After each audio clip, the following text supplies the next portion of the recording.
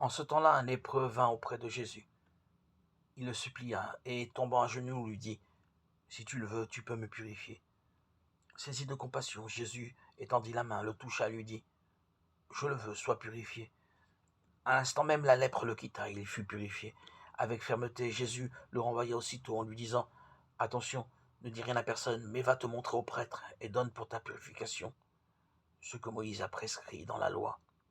Cela sera pour les gens un témoignage. » Une fois parti, cet homme se mit à proclamer et à répandre la nouvelle, de sorte que Jésus ne pouvait plus entrer ouvertement dans une ville, mais restait à l'écart dans des endroits déserts. De partout, cependant, on venait à lui. Marc 1, 40-45. Au temps de Jésus, personne ne pouvait approcher un lépreux qui secouait une clochette pour prévenir de son passage. Il criait même : « Impur, impur !»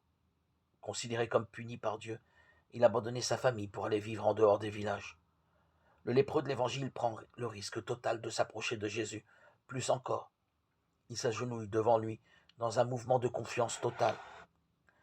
Jésus le sort de l'isolement dans lequel le manque de compassion l'a isolé.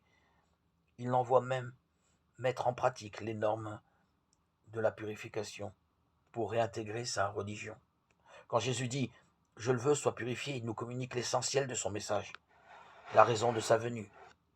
Jésus dit « Dieu ne te punit pas, mieux, Dieu t'aime, laisse-toi toucher par son amour. » Il n'a pas peur de devenir impur à cause de lui, et nous le dit à chacun de nous malgré nos lèpres respectives.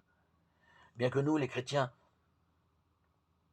nous allions dans des lieux d'exclusion pour dire « Je le veux, sois purifié » avec notre vie, en vivant dans la communauté humaine sans préjugés de pur et impur, avec solidarité et amitié, il y a un détail qui nous dit à quel point Jésus a de la compassion. Il s'identifie à ce lépreux. À la fin du récit, celui qui ne peut entrer dans les villages, c'est Jésus.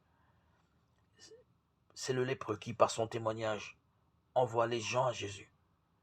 Jésus reste à la périphérie. Il a pris la place du lépreux.